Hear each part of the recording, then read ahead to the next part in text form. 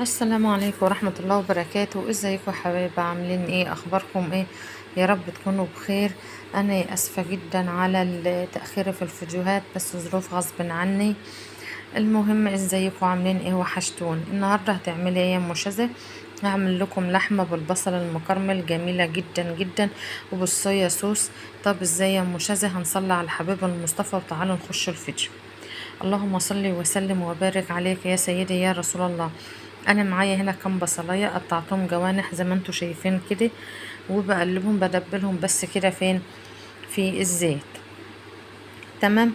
وبعدين ايه الخطوه اللي بعد كده يا ام شذى؟ هستنى بس يدبل شويه البصل زي ما انتم شايفين كده، وبعدين هضيف عليه شويه الصويا صوص، بيدي لون وطعم ونكهه جميله جدا جدا والله العظيم.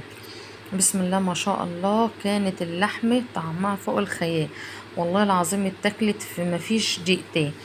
دي الصويا صوص جبتها وقمت رايحة ايه، حاطة على البصل شوية. طيب لو انت وصلت معايا للفيديو لحد هنا، يا ريت تدوس لايك بايديك الجميلة، واي تعليق لو بحرفان اتنين حتى، علشان بس الفيديوهات تعلى شوية. تمام. حطيت الصويا صوص وقلبت البصل كويس. إيه طيب يا ام شذى، الخطوة اللي بعد كده هتعملي ايه يا ام شذى؟ هقول لكم هعمل ايه. هقوم رايحة جايبة اللحمة وحطاها هنا على البصل، وهقلبها كويس. تمام.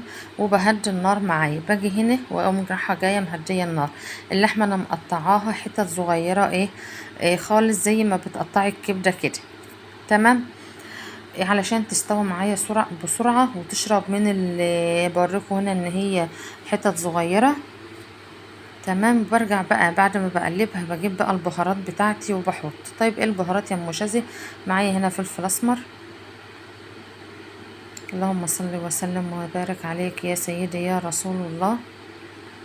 معايا فلفل اسمر هنا، معايا شوية كزبرة وكمون وبابريكا وكاري، شوية جنزبيل وشوية ملح و... و...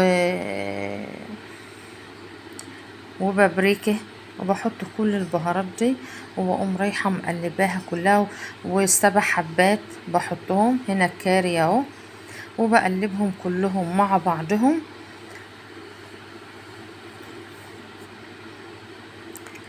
اللهم صل وسلم وبارك عليك يا سيدي يا رسول الله.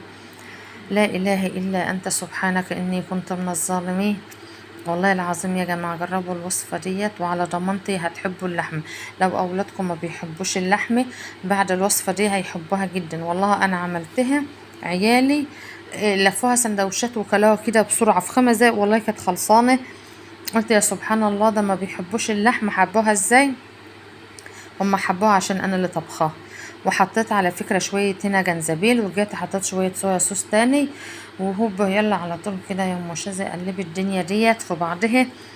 واعمليها قلبتها مع بعضها، وقمت رايحه مغطياها ومهديه النار وسايباها ايه مع نفسها كده. لما استوت خالص قمت انا رايحه شايلاها من على النار ومقدماها لولادي. تمام. كله هنا في بعضه كده اهو.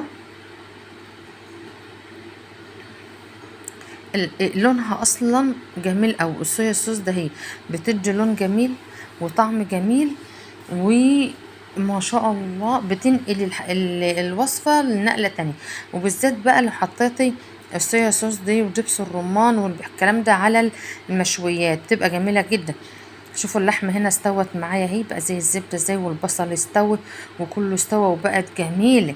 هتعملي ايه الخطوة دي بقى يا ام شذى؟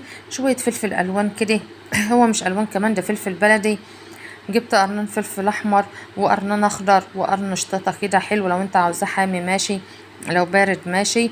قمت رايحة مقلباهم كده وسايباهم بس 5 دقايق، ان الفلفل ما يمضغش معايا، بس اقل من 5 دقايق. وقمت رايحة مطفيه عليه. ايه رأيكم بقى؟ اشوف تعليقاتكم في الوصفة بتاعتي ديت. ودي هنا الشكل النهائي بقى اهي. بسم الله ما شاء الله، والله العظيم والله كانت جميلة جدا، وكان شكلها جميل، وكان شكلها يفتح النفس اصلا. لا الفلفل الالوان دي الاحمر والاخضر والاصفر عمل شكل معاها. واللحمة بقى مستوية زي الزبد. بسم الله ما شاء الله. انا بقى هسيبكم كده واقول لكم يلا السلام عليكم ورحمة الله وبركاته. ما تنسنيش باللايك.